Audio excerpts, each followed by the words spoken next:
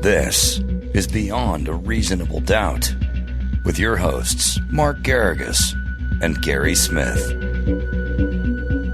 Welcome to Beyond a Reasonable Doubt. What I think I've mentioned before, our new Sunday ritual, which I love seeing. I love seeing Gary and getting it done first thing on Sunday. Maybe not first thing, but after a couple of things on Sunday. And we have no shortage of topics. So, Gary, I'm gonna let you lead off. What's most interesting to you? Most interesting. That's like asking me to pick my favorite child. It's just not fair. There's too many things this week.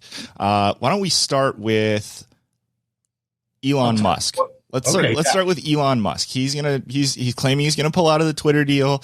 I've seen speculation online that maybe he's trying to bait them into a lawsuit so that he can get into discovery and find out, his whole problem is they won't tell him about the bots, or allegedly. We got some analysis sent over from our associate producer, Brett, who said that the way that he is trying to terminate this deal has only succeeded once in the history of law. What are your thoughts? It's interesting. I always look to see who is he lawyering up with, and what does that mean? Rumor has it he has lawyered up with Sidley and Austin, which is a large firm, what you would normally call a white shoe firm. It's interesting to me. You may remember way back when we had on a guest on Reasonable Doubt, Alex Spiro. Alex back then was working with Ben Baughman's office where Tenney works. He's now with Quinn Emanuel, John Quinn's firm. And he's the one, Alex tried Elon's case, the pedo cave case, as you might. Yeah. For those who may not remember, Elon Musk, who is ironically very flippant on Twitter, called the dude who was involved in trying to save the children who were stuck in the cave a pedo, and that gentleman sued him, and Elon lost if memory serves. Well, they went to trial. There were no, he lost in the sense that it cost him a fortune to try it. Correct. Yeah. I prevailed with no damages. And by the way, interesting little side note, that was, I believe, Lynn Wood, who later went on, who's I've known for decades, who has been now kind of all over the Trump and January 6th and the Stop the Steal litigation. That was Alex versus Lynn in the Central District here in LA. But he has curiously not used Quinn Emanuel on this litigation. The reason I say that's curious is Sidley is known for and has marketed themselves as of late for their M&A practice, mergers and acquisitions practice. To pick them as the person who is going to, the firm who's going to handle this, leads me to believe the Twitter deal still has some life to it, and that this may be a way. Mind you, remember, he entered into this agreement at $54 and change. Right. Stock has changed. I don't know what it was on Friday. It's under 40. Yeah. And so that's a huge delta. When we're talking these kind of numbers, those are billions and billions. Why does that make a difference? Well, there's a $1 billion breakup fee, which obviously nobody wants to pay. And there's now a delta of whatever 54 minus 40 is in terms of billions. So is this a way to get into court, have a firm that is experienced in M&A work try to position themselves to get a better offer? That would, if I were betting, that's what I would bet on right now. Well, sure, because even if you cut the difference at the round numbers we're talking about, it's $6 billion. So, that's certainly an incentive to try to, change the status quo. Right. And the other component of this, not only is the price of Twitter having gone down substantially, as you say, 6 billion. I could make an argument that it's actually closer to 10 in terms of all in. But remember, the cash, this was a partial cash by him, partial kind of cobbling together of others. He was borrowing against the Tesla stock. Since this has started, Tesla's down as well. So there's some pressure there in terms of the marginability and what kind of effect or ramifications that has as well. There's probably 10 billion at stake here, kind of give or take if you start doing the analysis. So that's a lot of money, a lot of lawyers, and a lot of litigation to get to a point where does he get them to take a haircut? Because I think he still would want the deal. He just doesn't like the deal now at the price he was paying. Yeah, and that makes perfect sense to me. All right, we'll move away from that just because I'm an Elon Musk fanboy. What would you like to go to next? You want to go? Well, I think it's interesting for those who follow the things that we talk about. We've talked incessantly about the Depp-Heard litigation. Sure. And I like to pat ourselves on the back here. We've been talking all along about the insurance companies and the role the insurance companies have played at every stage of this litigation. Because unless you speculate, because up until recently, it's been speculation that the insurance companies were kind of major players in this. And you'll remember Adam kept saying there was somewhat incomprehensible to him, and I don't want to misquote him, but that the insurance companies or homeowners policies would be paying for some of this. And I kept saying, well, no, I can see where the insurance companies, there would have been some coverage, and they're fighting that coverage, and they would have what are called a reservation of rights and all kinds of defenses to coming up. Well, it's now being reported, or has been reported over the last month, that the insurance companies are balking. Now it looks like there's going to be what's called a DEC relief action, declaratory relief, getting the judge into the mix on whether the insurance company has to foot part of the bill, all of the bill, or at least I think ultimately what's happening here is she wants to appeal. She wants to continue to litigate, she being Amber Heard. Mm-hmm. One of the ways to do that is if the insurance company, her insurance company, decides that they're either going to pay, that they're going to put up some money for a bond, that there's going to fashion some way to buy out her policy. And we've seen that within the last couple of days, that sure enough, the insurance companies are now playing a role in her defense and counter defense. Yeah. And to one of the things Adam kept pointing out, I believe it was reported that even if the insurance company were to comply and go ahead and pay out, it would only be $1 million, not the $8.5, $8.75, or whatever it is that she owes. So, and I also Ace with his crystal brain was saying, and having dealt with insurance companies for decades, I can tell you they're never going to just write a check. That just doesn't. Until they feel pain, they hold on to the money. The reason Warren Buffett is as wealthy as he is, and he says it all the time, is that he's used the float of the insurance premiums to invest in other things. It's a brilliant financial strategy. It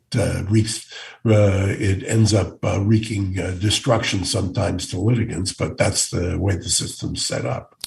All right. Lot to cover this week. So there's two more I want to hit on before we go.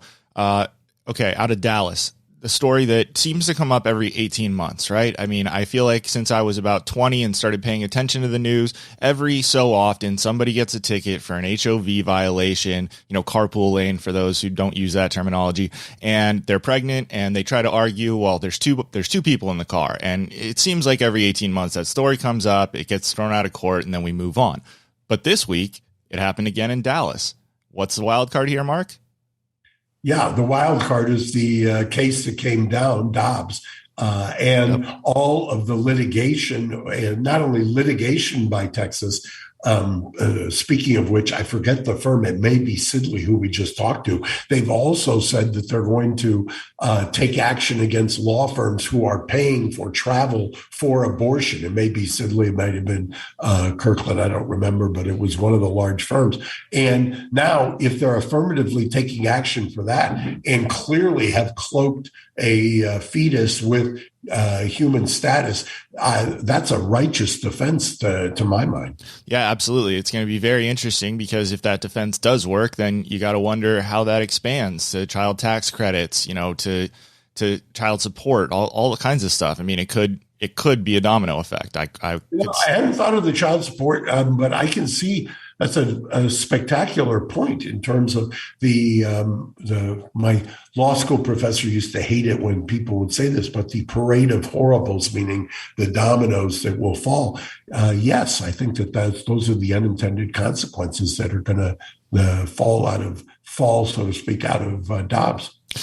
All right. There's a website that I have been monitoring carefully for the past 2 years or so that I'd never heard of before, which is a local news outlet out of the Carolinas, Fitz News. They were early and often on the Alex Murdaugh case that we have been careful in highlighting. Have we given the update about his involvement in the drug trade?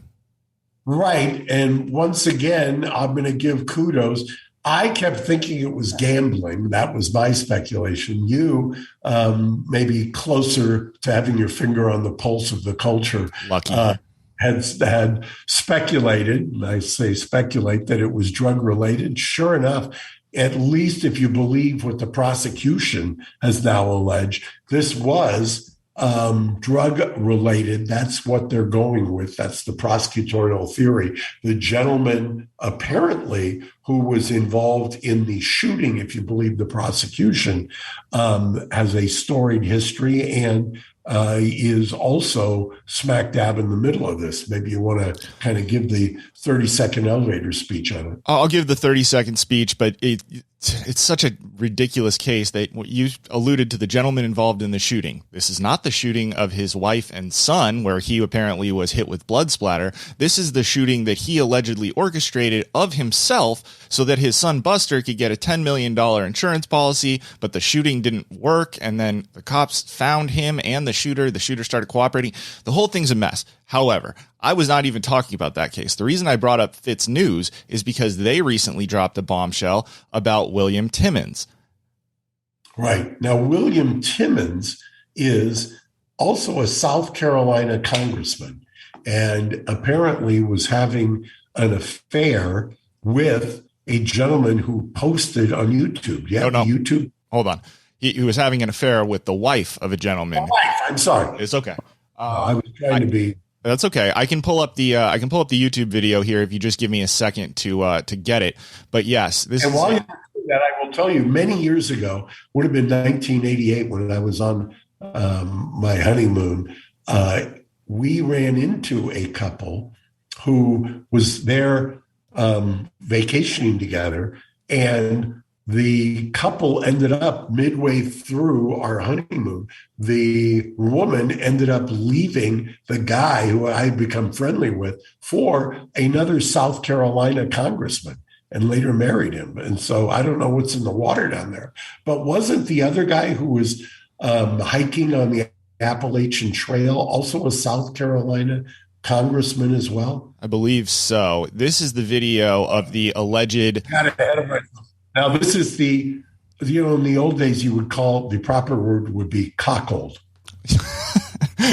Yeah, absolutely. Okay, so this gentleman is kind of on, I believe, Instagram, just sort of airing his feelings about the allegations and the news that have come out. So it's kind of fantastic. Let's just watch this. I know I didn't know about a picture of the congressman who is alleged Timmons. Yeah, you want to put that up first or at the end of the video? At the end of the video. Okay, you got it. Here we go.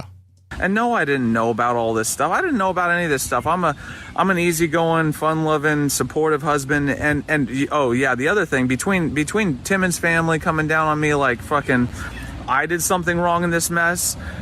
Between that and Paula coming out with her own I'm a Charleston socialite that grew Ron's empire.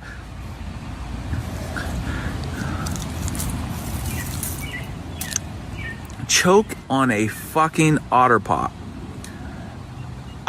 Every single thing I've had before I even met Paula. In fact, I'm worth less than before I met Paula because I quit working 8 years ago when I met her. Supported all of her BS hobbies from flying planes, catching clothes, flipping houses. Dude, come on, please. I flipped 500 houses before I met her. I've had I wouldn't even call it my empire. I wear t-shirt, shorts, and sandals. I do my own thing. I'm not trying to be on Bravo and fucking Jerry Springer and fuck politicians in a bathroom that are fucking bald, fucking small dick motherfuckers. So the first thing I did, there you go. You know what I saw this, what it reminded me of? Have you seen the Joe Coy Netflix special? I mean, there's 7 of them, but yeah, I've seen them all. Most recent one where he's talking about the small dick and his son with the small dick. So when I went to go get this picture, I had just seen Joe's special about the small dick. And then this guy talks about the bald small dick motherfucker and then put the picture up again. Okay. Yeah. Let's see here. This one. Yeah, put them next to side by side with Joe. Okay, that's going to take a second. So vamp for me. Let's see. This is one of the great things about the social media internet age, that there's no shortage of entertainment value, as crude and as wild as it may be.